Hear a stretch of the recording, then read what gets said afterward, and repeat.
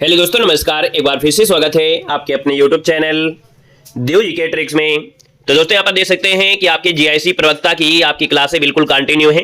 Daily रात को 9:30 बजे लगभग आपकी क्लास होती है, जहां पर आप देख सकते हैं कि आपकी तैयारी को बिल्कुल सीक्वेंस तरीके से यहाँ पर देख सकते हैं। प्लेलिस्ट में आप जाएंगे तो वहां पर आपको प्रीवियस ईयर पेपर और चैप्टर वाइज आपकी थ्योरी और इसके साथ आपके यहाँ पर ऑब्जेक्टिव क्वेश्चन की प्रैक्टिस आपकी कराई जा रही है। और हमने आपको बताया भी है कि आपकी जो जीआईसी प्रवक्ता है उसमें आपका जो थ्योरी का लेवल है हम थोड़ा ज्यादा ले रहे हैं, स्टैंडर्ड लेवल ले रहे हैं। क्योंकि एलटी ग्रेड में देखा जाए तो आप लोगों ने 80 से 85% एग्जाम में पाया होगा कि हमारे द्वारा पढ़ाया हुआ आपको मिला है। तो हम चाहते हैं कि आप इस परसेंटेज को थोड़ा सा आगे बढ़ाएं, इसलिए आपकी जो थ्योरी है वो आपको एक पार्ट में अलग हम आपको दे देते हैं। तो उसको प्लेलिस्ट के माध्यम से देख लीजिए अगर आपने नहीं देखा है ना। वहां पर आपको एक दिन आपको थ्योरी होता है, एक दिन आपको प्रैक्टिस कराते हैं और एक दिन आपको मॉडल पेपर कराते हैं। इस क्रम से हम लोग चलेंगे और एग्जाम आने से यानी एग्जाम डेट आने से पहले हम लोग सब कुछ कवर कर लेंगे। तो आज का हमारा जो टॉपिक है वो है आपका आदिकाल है। और इस आदिकाल के वीडियो में देखेंगे कि हम लोग 30 मिनट में लगभग आपके लगभग 100 प्रश्न पूरा रिवीजन कर लेंगे। कल हमने यहाँ पर आपका आदिकाल की थ्योरी दिया था और आज की इस वीडियो में आपको पूरे के पूरे जितने भी पीवाई की क्वेश्चन आपके हुए हैं सबका प्रैक्टिस कर लेना है, ठीक है ना। नमस्ते, जय हिंद, राधे राधे, वेलकम है, स्वागत है, बहुत बहुत अभिनंदन है। तो चलिए स्टार्ट करते हैं सुपरफास्ट तरीके से। पहला क्वेश्चन आपकी स्क्रीन पर और आपसे कह रहा है कि खड़ी बोली हिंदी का प्रथम कवि आपका कौन माना जाता है। चलिए अब सुपरफास्ट तरीके से जाना है। हमने कहा जी खड़ी बोली हिंदी का प्रथम कवि जो आपका माना जाता है वो आपकी अमीर खुसरो हो जाएगा। ए नंबर इसका राइट हो जाएगा। सजी अमीर खुसरो जो आपके हैं आदिकालीन कवि हैं, इनकी रचनाओं में विशेष रूप से पहेलियां, मुकरियां, खड़ी बोली हिंदी का प्रयोग हुआ है। अभ्रंश शब्द का जो प्रयोग है सबसे पहले किसने किया था। अभ्रंश शब्द का जो प्रयोग है सबसे पहले सजी किसने किया था। अभ्रंश शब्द का प्रयोग पूछा गया है, बताइएगा अभ्रंश शब्द का सर्वप्रथम प्रयोग किसने किया था। चलिए साहब यहाँ पर जवाब देना है तो आप कहेंगे सर ये अभ्रंश शब्द का दिया था पतंजलि ने, यानी आपका जो आंसर हो जाएगा सर जी यहाँ पर आंसर आपका आ जाएगा पतंजलि। इसका आंसर बी हो जाएगा, याद रखना है बी बनेगा। सर जी स्वयंभू को अभ्रंश का वाल्मीकि और पुष्पदंतु को अभ्रंश का भवभूति कहते हैं, याद रखना है। स्वयंभू को अभ्रंश का वाल्मीकि कहते हैं, वहीं पर पुष्पदंत को अभ्रंश का भवभूति कहते हैं। सर जी दिया है भरत मुनि ने अभ्रंश को नाम दिया है, भरत मुनि ने अभ्रंश को नाम दिया है। तो भरत मुनि ने अभ्रंश का नाम क्या दिया है भैया। यहाँ पर अभ्रंश मतलब होता है देश भाषा। क्या होती है सर जी, देश भाषा। ऑप्शन आपका सी हो जाएगा, देश भाषा आपका हो जाएगा, याद रखना है। सर जी यहाँ पर देखा जाए तो यहाँ पर विद्यापति ने अभ्रंश से विभिन्न प्रचलित बोलचाल की भाषा को देश भाषा कहा है। अगर हम आपसे बात करते हैं सर जी जन्म काल की दृष्टि से इन कवियों का सही क्रम क्या है, तो जन्म के हिसाब से अगर बात कर लेते हैं तो आपको डायरेक्ट यहाँ पर आंसर देखना है कि सर जी यहाँ पर देखा जाए जो आपका दिया गया है चंद्रबरदाई आपके आते हैं, इनका 68 से लेके आपके क्या है 1192 है। जगनी 1173 है। अमीर खुसरो जो आपके 1253 से आपके 1325 हैं और श्रीधर जो आपके हैं 14वीं शताब्दी के हैं। यहाँ पर पृथ्वीराज रासो के रचयिता का नाम आपसे पूछा है। सजी पृथ्वीराज रासो के रचयिता का नाम पूछा है तो आपका आंसर सजी इनमें से राइट क्या हो सकता है। तो हमने कहा सर जी पृथ्वीराज रासो की रचयिता है, आप कहेंगे सर जी चंद्रबरदाई हैं, यानी आपका जो आंसर है यहाँ पर आंसर आपका जो हो जाएगा वो आपका फर्स्ट नंबर है, राइट हो जाएगा। दोस्तों याद रखना है, ठीक है ना, क्लियर है। मैसेज ऐप में करिए, टेलीग्राम पे करिए। ये क्लास पे पढ़ाई चल रही है, यहाँ पर ना न्यूज देते हैं ना किसी प्रकार की चर्चा होती है। जो भी समस्या होती है समस्या को आप लोग टेलीग्राम पे करिए। टेलीग्राम इसलिए बनाया गया है, ऐप में जुड़िए, ऐप में भी मैसेज का ऑप्शन दिया गया है, ठीक है ना। चलिए यहाँ पर पृथ्वीराज रासो रचयिता आपके चंद्रबरदाई, ये नंबर इसका राइट हो जाएगा। नेक्स्ट पॉइंट आपसे दिया गया है, कह रहे इनमें से कौन सा ग्रंथ है जो लौकिक चरित काव्य माना जाता है। लौकिक चरित काव्य माना जाता है, आपसे पूछा गया, इसका आंसर आपका है क्या। बात करते हैं तो सर जी आपका आंसर हो जाएगा ये आपका जो दिया गया है ए नंबर भविष्यत काल। Very good. यहाँ पर देखा जाए तो जवाब हो जाएगा भविष्यत जो कहा है, यानी आपका आंसर जो हो जाएगा वो सर जी ए नंबर इसका राइट हो जाएगा, याद रखना है। सर जी दिया गया है नाथ संप्रदाय के प्रवर्तक इनमें से कौन है। नाथ संप्रदाय पूछा है, नाथ संप्रदाय के हो जाएंगे गोरखनाथ। ऑप्शन आपका हो जाएगा नाथ संप्रदाय के गोरखनाथ आपके हैं। हमने कहा यह हठ योग की साधना पद्धति पर आधारित है।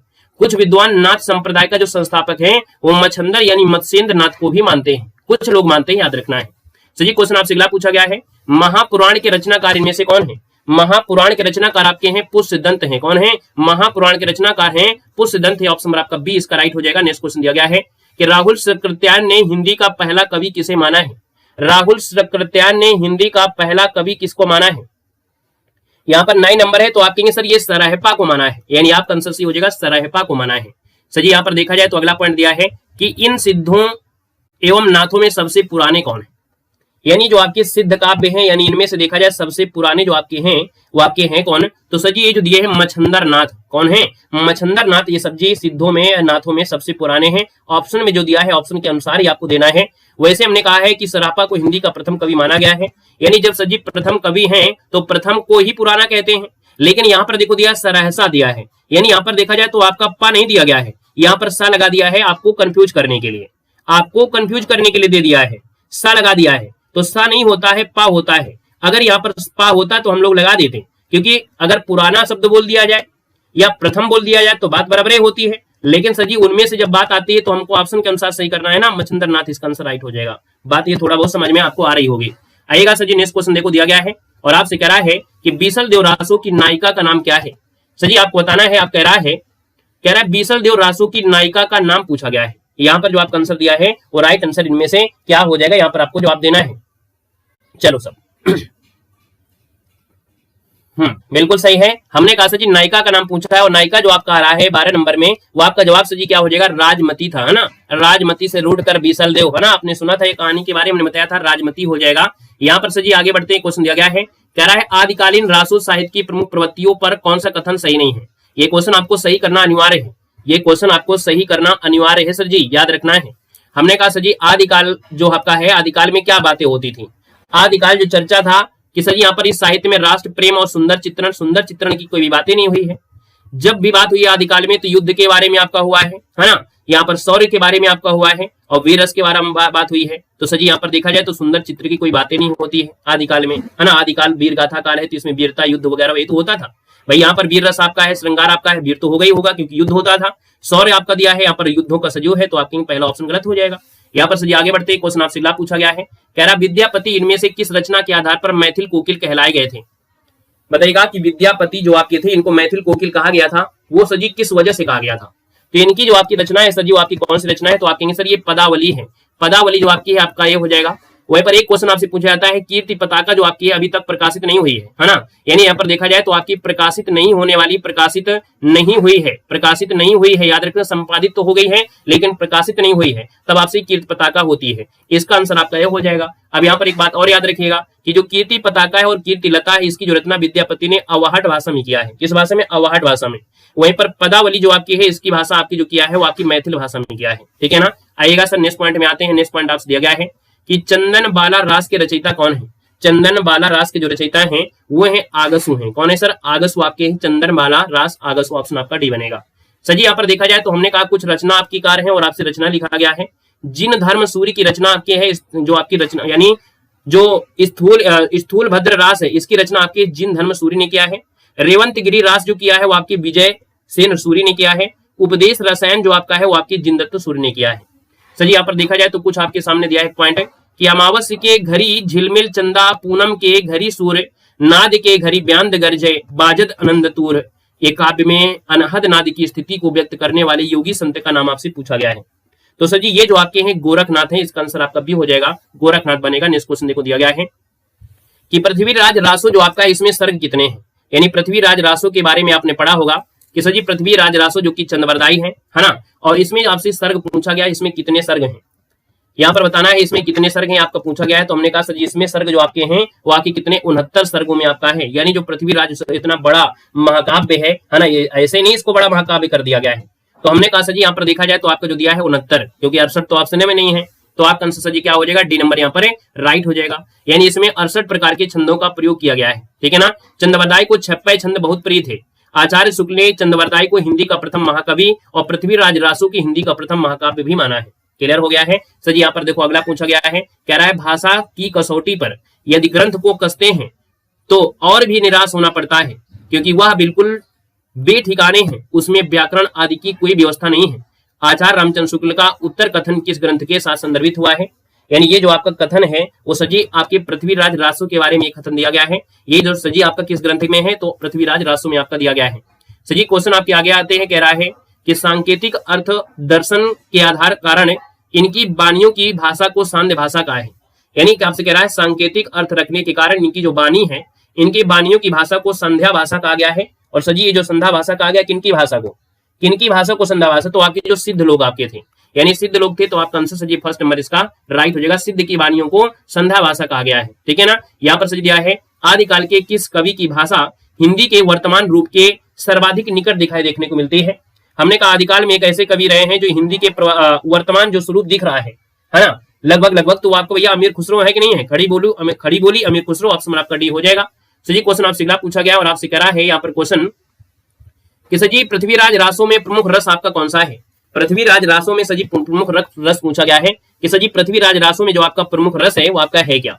तो अभी हमने आपको बताया पृथ्वीराज रासों, अगर आप पढ़ रहे हैं तो यहाँ पर सर जी रसों की बात कर लेते हैं, तो रसों में क्या आएगा, तो आप कहेंगे सर इसमें वीरता और श्रृंगार का ही वर्णन हुआ है, यानी आदिकाल के जो आपके राजा रहे हैं उनमें वीर रस और श्रृंगार रस, यानी आपका आंसर ये हो जाएगा।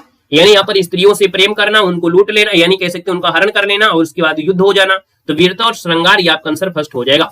सर आगे बढ़ते हैं, क्वेश्चन आपसे दिया गया है और अगला क्वेश्चन आपसे कह रहा है कि राहुल सकृत्यान ने हिंदी का पहला कवि किसे माना है। राहुल सकृत्यान ने हिंदी का पहला कवि किसे माना है। राहुल सकृत्यान ने हिंदी का पहला कवि सजी जो माना है वो आपके सराहपाद को माना है। सराहपाद ऑप्शन नंबर आपका डी इसका राइट हो जाएगा। सजी यहाँ पर देखो दिया गया है और आपसे कह रहा है सिद्धों की वाणियों को हिंदी काव्यधारा के नाम से किसने संग्रहित किया है।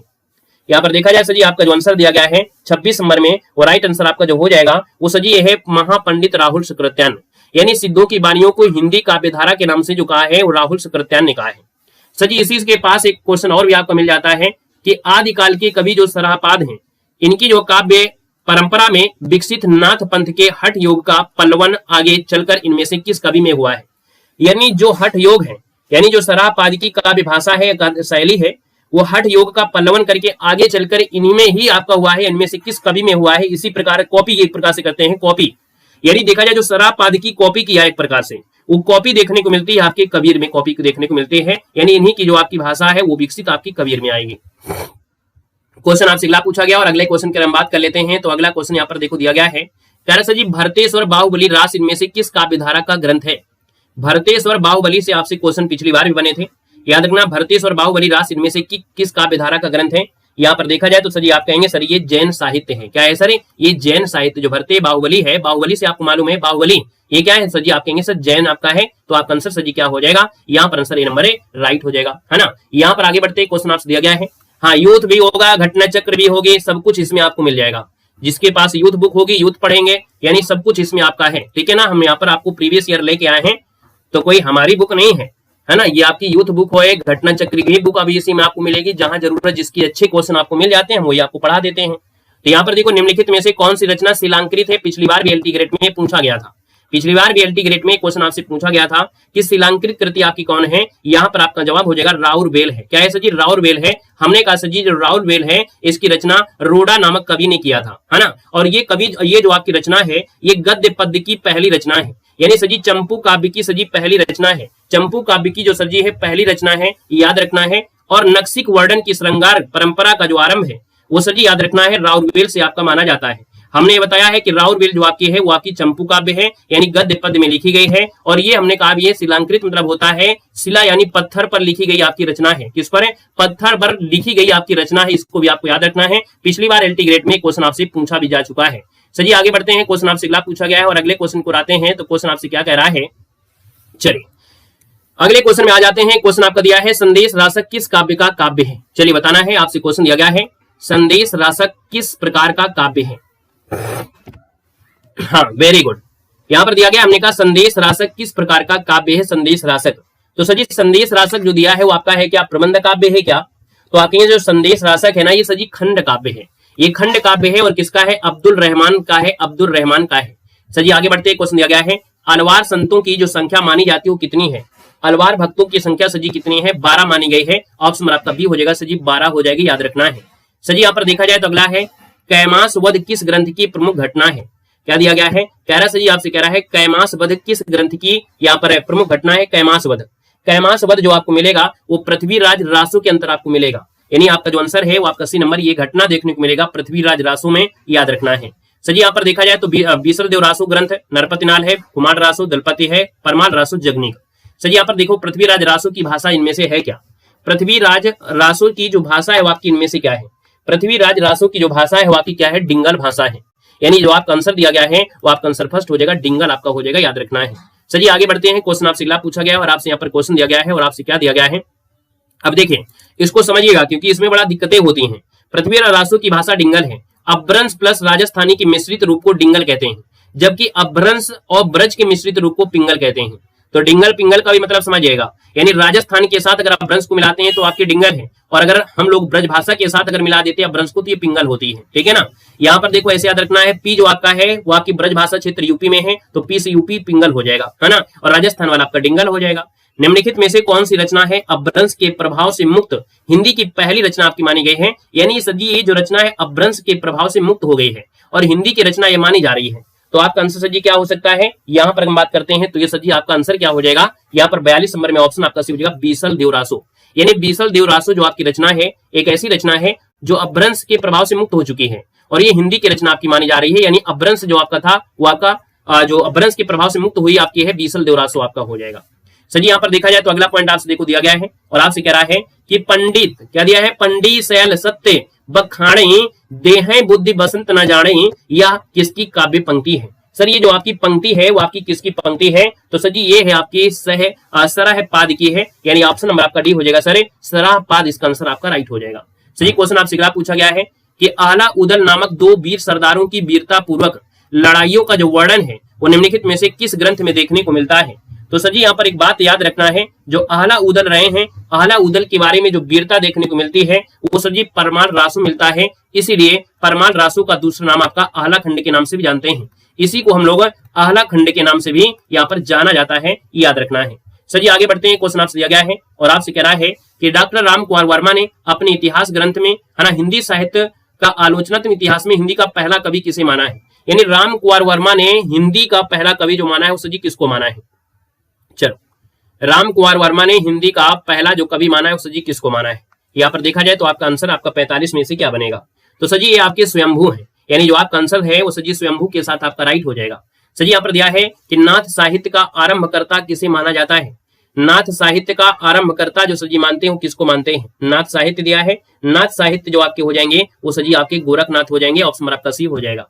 सर जी यहाँ पर देखो दिया है कि हिंदी का प्रथम महाकाव्य किसे माना गया है? हिंदी का प्रथम महाकाव्य माना गया है ये पृथ्वीराज रासो का, ऑप्शन आपका बी हो जाएगा। सर जी आपसे दिया गया है अगला क्वेश्चन है कि प्रत्येक देश का साहित्य वहां की जनता की चित्रवृत्ति का संचित प्रतिबिंब होता है, यह कथन किसका है? कई बार पढ़ा है हमने कहा सर जी यहाँ पर देखा जाए तो जनता है रामचंद्र शुक्ल है, यानी संचित प्रतिबिंब है रामचंद्र शुक्ल के साथ जाएगा, ऑप्शन आपका डी बनेगा।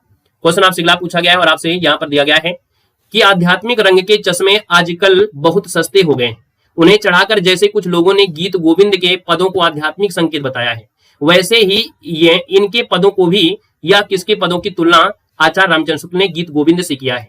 यानी यहाँ पर गीत गोविंद से किया है ये आपकी रामचंद्र शुक्ल ने, यहाँ पर देखा जाए सजीव 49 नंबर में तो ये सजीव विद्यापति से किया है, क्योंकि गीत गोविंद है तो आपका विद्यापति हो जाएगा। भाई जवाब से दिया गया गीत गोविंद तो गीत गोविंद है, आप कहेंगे सर विद्यापति हो जाएगा, ये नंबर आपका बन जाएगा। सजी क्वेश्चन आपसे अगला पूछा है देसिल बयाना सबजन मिठा, ये किस भाषा की काव्य पंक्ति आपकी दी गई है? देसिल बयाना सबजन मिठा है ना, अपने देश की भाषा सबको प्यारी लगती है। तो सर जी ये जो आपकी कहा है वो किसने? तो आप कहेंगे सर ये देसी भाषा है, यानी आप अगर अपने क्षेत्र से हैं तो आपको अपने यहाँ की भाषा बड़ी अच्छी लगती है, तो वही दिया है ऑप्शन आपका डी, यहाँ पर सर जी क्या हो जाएगा? राइट हो जाएगा। और यहाँ पर देखो दिया गया है आपसे कह रहा है,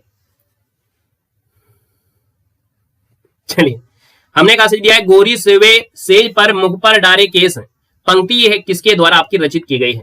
सर ये पंक्ति जो आपकी है अमीर खुसरो के द्वारा रचित की गई है, यानी जब गौरी यहाँ पर कह सकते हैं, यहाँ पर देखा जाए इनके जो आपके अमीर खुसरो के जो गुरु थे है ना, गुरु की जब मृत्यु हो जाती है ना, यानी निजामुद्दीन औलिया जो आपकी थी इनके गुरु थे, अमीर खुसरो के गुरु कौन थे? निजामुद्दीन औलिया। जब औलिया की मृत्यु हो जाती है तो मृत्यु हो जाती है उस समय यहाँ पर बोलते हैं गोरी सेवे सेज पर मुख पर डाले केस, तो सर जी इसका आंसर आपका डी के साथ जाएगा। यहाँ पर देखा जाए तो आदिकाल के किस कवि ने खड़ी बोली में रचना किया है? तो आदिकाल में देखा जाए तो आदिकाल के किस कवि ने खड़ी बोली में रचना जो किया है वो आपकी अमीर खुसरो ने किया है, ऑप्शन आपका डी हो जाएगा। सर यहाँ पर अगला दिया है पृथ्वीराज रासो के रचयिता आपके कौन है? पृथ्वीराज रासो आप कहेंगे सर चंद्रबरदाई हो जाएगा, यानी ऑप्शन आपका डी हो जाएगा, चंद्रबरदाई आपका हो जाएगा। सर जी नेक्स्ट क्वेश्चन आपसे दिया गया है और आपसे कह रहा है, हमने देखो आपको बताया है कि पृथ्वीराज रासो 69 अध्याय में है और 68 छंदों से युक्त आपका महाकाव्य है। चंद्रबरदाई को 56 छंद का विशेषज्ञ भी माना गया है। सर जी विद्यापति किसके दरबारी कवि थे? बताना है। जो सर जी विद्यापति थे, विद्यापति जो आपके थे वो किसके दरबारी कवि थे? बता सकते हैं, किसी को याद है? चलिए बताइएगा जो विद्यापति हैं वो किसके दरबारी कवि रहे हैं। यहाँ पर जो आपका आंसर बनेगा सर जी वो राइट क्या हो जाएगा 54 नंबर में। हाँ ये रहे हैं कीर्ति सिंह के दरबार में, याद रखना है कीर्ति सिंह जिसको ऑप्शन आ रहा है बिल्कुल सही हो जाएगा, कीर्ति सिंह आपका हो जाएगा राइट हो जाएगा। सर जी यहाँ पर आगे बढ़ते हैं, क्वेश्चन आपसे अगला पूछा गया और आपसे कह रहा है कि कौन सिद्धों तथा नाथों की सूची में उभयनिष्ठ है, यानी वो सिद्धों में आपका नाम आता है और नाथों में भी आता है, ये दोनों में आपके रहे हैं और दोनों में आपके रहे हैं तो सर जी इनका नाम है सराहपाद राम है। क्या नाम है? सराहपाद है, ऑप्शन नंबर आपका इसका राइट हो जाएगा। नेक्स्ट क्वेश्चन देखो दिया गया है, कह रहा है आला खंड नाम से प्रसिद्ध रचना आपकी कौन सी है। राधे राधे भैया राधे राधे। आला खंड नाम से प्रसिद्ध रचना जो आपकी सजी है इनमें से वो आपकी है कौन? आला खंड दिया है तो हमने कहा आला खंड होता है क्या? परमाल रासो होता है, ऑप्शन नंबर आपका सी हो जाएगा। सजी यहाँ पर देखो दिया गया है कि 12 बरस लोग कुकर जिए और 16 लोग जिए सियार, ये जो पंक्ति है वो आपकी किसकी है? सर ये पंक्ति जो आपकी है वो जगनिक की है, ऑप्शन नंबर आपका सी हो जाएगा, जगनिक बन जाएगा। सर यहाँ पर देखा जाए तो अगला क्वेश्चन है किस कवि को मैथिल कोकिल कहा जाता है? किस कवि को मैथिल कोकिल कहा गया है? मैथिल कोकिल के नाम से सजी जानते हो, किसको जानते हैं? हाँ बिल्कुल सही है सर, 57 की बात करते हैं तो आपका आंसर हो जाएगा सर विद्यापति को कहते हैं, ये नंबर इसका राइट हो जाएगा, याद रखना है। देखा जाए तो बच्चन सिंह ने विद्यापति को जाति कवि भी कहा है ना, याद रखना है कि विद्यापति ने आपके बच्चन सिंह ने विद्यापति को जाति कवि भी कहा है। यहाँ पर देखो अगला क्वेश्चन दिया है चंद्रबरदाई किस राजा के दरबारी कवि थे? देखो अब आपसे पूछा गया चंद्रबरदाई, और चंद्रबरदाई जो आपके थे वो सर जी पृथ्वीराज चौहान के दरबारी कवि थे, नंबर आपका राइट हो जाएगा। सर जी नाथों की कुल संख्या कितनी मानी जाती है? नाथों की कुल संख्या जो मानी जाती है वो कितनी मानी जाती है? यहाँ पर हम बात कर लेते हैं तो आप कहेंगे सर नाथों की संख्या कुल कितनी है? चलो भैया 12 है या 9 है, क्या हो जाएगा? इसका आंसर क्या हो जाएगा बताइएगा। नाथों की कुल संख्या कितनी मानी जाती है? चलिए नाथों की कुल संख्या जो आपकी होती है सर जी 12 मानते हैं, है ना, कितने मानते हैं? 12 मानी जाती है। हमने कहा किताबों में भी गलतियां होती हैं, अब दोनों चीज एक साथ में आ गया है, अब हम लोग क्या करेंगे, यानी यहाँ पर हमने कहा है कि नाथों की जो कुल संख्या है वो सर जी आपकी 12 हम लगाएंगे, लेकिन यहाँ पर देखो किताब में आपसे 9 भी दे दिया गया है ना, कितने दे दिया है? 9 भी दे दिया है। अब सर जी हम आप बताइएगा कि यहाँ पर बात हम किसकी माने? नाथ 9 है, 12 अलवार है, 63 नैनार है और 84 जो आपके हैं वो सिद्ध आपके दिए गए हैं। यानी अलवार संतों की जब बात होती है, हमने कहा नाथों की संख्या पूछा है 9 है, और सर जी जब बात करते हैं अलवारों की संख्या बात करते हैं तो आपके यहाँ पर क्या हो जाती है? 12 हो जाती है, ठीक है ना। तो यहाँ पर आंसर क्या हो जाएगा सर? ए नंबर यहाँ पर राइट हो जाएगा, याद रखना है, ठीक है ना। आइएगा सर नेक्स्ट क्वेश्चन कराते हैं। क्वेश्चन आपसे अगला पूछा गया है रानी केतकी की कहानी के रचनाकार इनमें से कौन है? सर जी बताना है, आपसे कह रहा है रानी केतकी की कहानी के जो रचनाकार आपकी इनमें से कौन है? तो हमने कहा रानी केतकी की कहानी मुंशी ईसा अल्लाह खां होते हैं, यानी आपका आंसर सर जी क्या हो जाएगा? सी नंबर इसमें राइट हो जाएगा, रानी केतकी की कहानी, ऑप्शन आपका सी बनेगा। हमने आपको ये भी आपको बताया है कि इसका एक और नाम है ना, उदय भानचरित, यानी यहाँ पर अगर आपसे कभी पूछे कि रानी केतकी की कहानी का दूसरा नाम क्या है तो आप कहेंगे सर उदय भानचरित भी आपका है। यहाँ पर सर दिया गया है कि आदिकाल में खड़ी बोली को काव्य की भाषा बनाने वाले पहले कवि आपके कौन है? आदिकाल में खड़ी बोली को काव्य की भाषा बना दिया है, और सर जी ऐसे पहले कवि जो आपके हैं वो आपके कौन है? तो ये अमीर खुसरो हैं सर जी, याद रखना, बी नंबर अमीर खुसरो हो जाएंगे। यहाँ पर देखा जाए सर अगला पॉइंट आपसे पूछा गया और आपसे कह रहा है देखो हम जरूरत वाले ही आपको पढ़ा रहे हैं, है ना। पढ़ाने को तो किताब पूरी होगी, लेकिन पूरी किताब को थोड़ा पढ़ाना है, फिर मतलब क्या रहा हमें पढ़ाने का, है ना। आप अगर पूरी किताब पढ़ रहे हैं तो आपकी बात दूसरी है, हम तो वही पढ़ाएंगे जो प्रयास होता है कि एग्जाम में आपको मिले। सर जी यहाँ पर आपको मिलान कर देना है, बीसल देवरासो हमने कहा नरपति नाल हो जाएगा। सर जी यहाँ पर देखा जाए तो खालिक बारी के नाम से अगर हम बात करते हैं तो अमीर खुसरो आपके हो जाएंगे, यहाँ पर अमीर खुसरो आपके हो जाएंगे। सर जी यहाँ पर देखा जाए भरतेश्वर बाहुबली रास, ये किसकी है? सालभद्र सूरी की है, यहाँ पर सालभद्र सूरी हो जाएंगे। दोहा कोष की अगर हम बात कर लेते हैं तो दोहा कोष हो जाएंगे, सराहपाद हो जाएंगे, यहाँ पर आपका बनेगा। तो भैया इस प्रकार से बना है, इसका आप लोग स्क्रीनशॉट ले लीजिएगा। बीसल देवरासो नरपति नाल है, खालिक बारी अमीर खुसरो है, भरतेश्वर बाहुबली रास सालभद्र सूरी है, दोहा कोष सराहपाद है और कीर्ति लता आपके विद्यापति हो जाएंगे। यहाँ पर सर आगे बढ़ते हैं। क्वेश्चन आपसे अगला पूछा गया है और आपसे यहाँ पर क्या कह रहा है कि गोरखनाथ की साधना पद्धति का नाम क्या है? बताओ, पिछली बार भी एलटी ग्रेड में क्वेश्चन पूछा भी गया था। यहाँ पर देखा जाए जो आपके गोरखनाथ है इनकी जो साधना पद्धति का नाम है वो आपका है क्या? यहाँ पर जो आपका आंसर बनेगा सर जो आपका इनमें से क्या बन सकता है तो आप कहेंगे सर ये जो पद्धति है वो आपकी क्या हो जाएगी? 70 नंबर की बात करते हैं तो आप कहेंगे सर हठ योग है। क्या है सर? ये हठ योग है, ऑप्शन नंबर बी हो जाएगा, हठ योग हो जाएगा। हमने आपको ये बताया था हठ योगियों के सिद्ध सिद्धांत पद्धति ग्रंथ के अनुसार हा का अर्थ होता है सूर्य और ठा का अर्थ होता है चंद्र, इन दोनों के योग को ही हठ योग कहते हैं। गोरखनाथ को नाथ पंथ का आरंभकर्ता माना गया है। एलटी ग्रेड में क्वेश्चन आपसे पूछा भी गया था, आपको याद आ गया होगा, ठीक है ना। सर जी हेमचंद का सिद्ध हेम शब्दानुशासन जो आपका है वो आपका है क्या?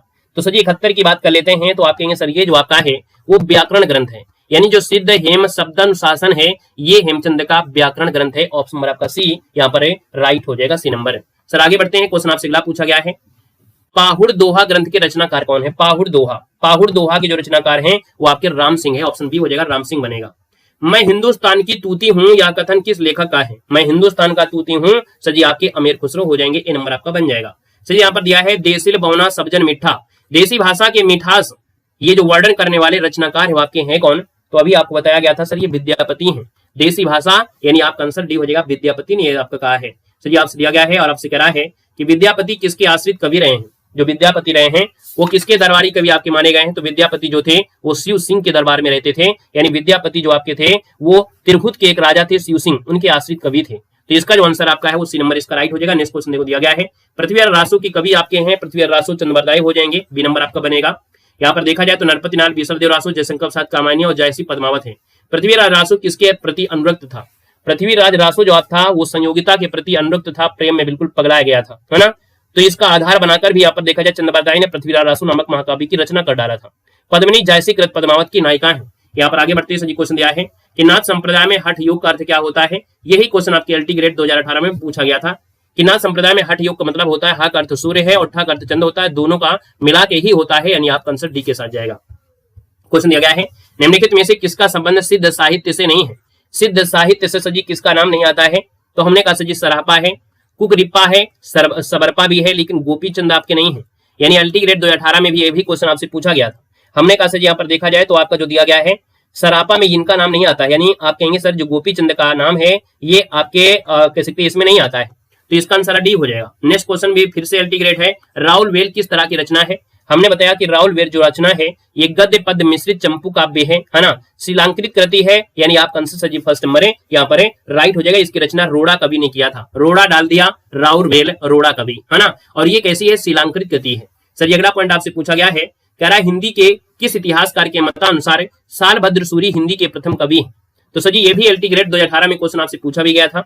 यहाँ पर दे सकते हैं कि हिंदी के किस इतिहासकार के अनुसार सालभद्र सूरी हिंदी के प्रथम कवि? हाँ बिल्कुल सही है। यहाँ पर देखा जाए तो सर जी आपका आंसर हो जाएगा ये गणपति चंद्र जो आपके हैं गुप्त हैं, गणपति चंद्र गुप्त हो जाएंगे। नेक्स्ट क्वेश्चन आपसे दिया गया और आपसे कह रहा है कि प्राकृत की अंतिम अभ्रंश क्या है? प्राकृत की अंतिम अभ्रंश अवस्था से ही हिंदी साहित्य का आविर्भाव माना जा सकता है। उन दिनों जैसे गाथा कहने से प्राकृत का बोध होता था, वैसे ही दोहा या दूहा कहने से अभ्रंश या प्रचलित काव्य भाषा का पद्य समझा जाता था। ये जो आपका कथन दिया है सर ने वो दिया है आपके रामचंद्र शुक्ल ने दिया है कथन। अधिकतर देखा जाए तो रामचंद्र शुक्ल का योगदान बहुत हिंदी साहित्य में है। सर आगे बढ़ते हैं, क्वेश्चन दिया गया है कि निम्न में से कौन सा कवि है जो आदिकाल से संबंधित नहीं है? यानी आदिकाल से संबंधित इनमें से कौन सा कवि नहीं है यहाँ पर देना है। तो हम कहेंगे सर आदिकाल से संबंधित कवि नहीं है, अमीर खुसरो भी आदिकाल से हैं, विद्यापति भी हैं, हेमचंद हैं, लेकिन जो दिया है गदाधर भट्ट, गदाधर भट्ट सर जी आपके नहीं है। ये गदाधर भट्ट जो आपके हैं वो तेलंगाना से हैं। कहाँ से हैं? वो आपके तेलंगाना क्षेत्र से आपके हैं, यानी ऑप्शन नंबर आपका डी इसका राइट हो जाएगा। सर जी दिया गया है अगला पॉइंट, अगला पॉइंट की अगर बात कर लेते हैं तो अगले पॉइंट में आ जाते हैं सर जी हम लोग। चलिए कालक्रम के अनुसार रचनाकारों का सही क्रम आपसे पूछा गया है, तो इसका आप लोग सरापा देखिए 769 हो जाएगा, पुष्पदंत आपके 10वीं से हैं, अद्यहमाम 12वीं से हैं और हेमचंद जो आपके हैं वो सजी आपके 12वीं से हैं। यहाँ पर सजी आगे बढ़ते हैं, क्वेश्चन आपसे अगला पूछा गया है, कह रहा विद्यापति ने कुल कितने ग्रंथों की रचना किया है? बताइएगा कि विद्यापति ने कुल कितने ग्रंथों की रचना किया है। विद्यापति जो रहते थे वो शिव सिंह सेंगर, है ना। विद्यापति जो आपके रहते थे वो सजी यहाँ पर देखा जाए तो शिव सिंह सेंगर के यहाँ रहते थे, है ना। और हमने कहा सजी शिव सिंह के यहाँ पर आश्रय रहते हुए 16 ग्रंथों की रचना किया था। यानी सजी कितने ग्रंथों की? तो आपके 16 ग्रंथों की रचना किया, तो ऑप्शन आपका सी हो जाएगा, 16 ग्रंथों की रचना किया था। इन्हें मैथिल कोकिल भी कहते हैं, कीर्ति लता कीर्ति पताका इनकी बहुत अच्छी रचना है। यहाँ पर सजी आगे बढ़ते हैं, श्रृंगार काव्य इनमें से कौन है? श्रृंगार काव्य की बात करते हैं तो आपका ये सर जी बीसल देव जो रासो है, यानी बीसल देव रासो जो आपका है ये क्या है? एक आपका श्रृंगार काव्य है। अगला क्वेश्चन को दिया गया और आपसे कह रहा है मैथिली बोली के लोकप्रिय कवि आपके कौन है? मैथिली बोली के लोकप्रिय कवि पूछा गया है, तो आपकी मैथिली बोली में जब नाम आता है विद्यापति का आता है। सर यहाँ पर अगला पॉइंट दिया है, निम्नलिखित में से कौन सी रचना पुष्पदंत की नहीं है? तो सर जी पुष्पदंत की रचना नहीं है। हमने कहा सर जी महापुराण है, प्रणय कुमार चरित है, जसहर चरित है, लेकिन पौमचरित तो आपका है नहीं है। पौमचरित आपकी है क्या भाई? ये पुष्पदंत की है क्या? पौमचरित जो आपकी है वो क्या पुष्पदंत की है क्या? चलो ये स्वयंभू की है ना, पौमचरित जो आपकी है वो आपकी स्वयंभू की है, स्वयंभू की है भाई साहब, यहाँ पर स्वयंभू हो जाएगा। क्वेश्चन आपसे अगला पूछा गया है, सरापा का संबंध निम्नलिखित में से किससे है? तो भैया जो सरापा थे ना, सरापा का जो आपका संबंध है वो आपकी किससे है? तो सरापा का जो संबंध आपका हो रहा है वो सजी आपके सिद्ध साहित्य से है ना, यानी सरापा का संबंध सिद्ध साहित्य से हो जाएगा। और अगले क्वेश्चन में आते हैं, निम्न में से कौन शिलांकृत कृति है? तो सर जी शिलांकित कृति हमने बताया था राउरवेल जो आपकी है ये शिलांकित कृति है। यहाँ पर अगला क्वेश्चन दिया है सालभद्र सूरी की रचना का नाम क्या है। सालभद्र सूरी की रचना का नाम सर जी क्या है, तो आप कहेंगे भरतेश और बाहुबली है। ऑप्शन नंबर आपका बी बन जाएगा। यहाँ पर दिया है अमीर खुसरो किस नाम से जाने जाते थे। अब अमीर खुसरो जानते थे तूतीय हिंद, इस प्रकार से लिखना है, इस प्रकार से आपको नहीं लिखना है, याद रखना। अमीर खुसरो को हम जानते हैं तूतीय हिंद, डैश नहीं लगाना है, नहीं गड़बड़ हो जाएगा। याद रखना तूतीय हिंद इस प्रकार से लगाना है। ऑप्शन नंबर आपका फर्स्ट हो जाएगा। नेक्स्ट क्वेश्चन देखो दिया गया है कि उपदेश रसायन के रचयिता आपकी कौन है। उपदेश रसायन के जो रचयिता हैं वो आपकी जिनदत्त सूरी हैं। कौन है सर जी, जिनदत्त सूरी हो जाएगा। यानी ऑप्शन नंबर आपका जो बनेगा सर जी क्या हो जाएगा, फर्स्ट नंबर यहाँ पर जिसका आ रहा है जवाब है यहाँ पर आपका राइट हो जाएगा, फर्स्ट नंबर आपका बन जाएगा। तो चलिए फिर आज के लिए विदा चाहते हैं। धन्यवाद सभी को, जय हिंद, सभी को वंदे मातरम।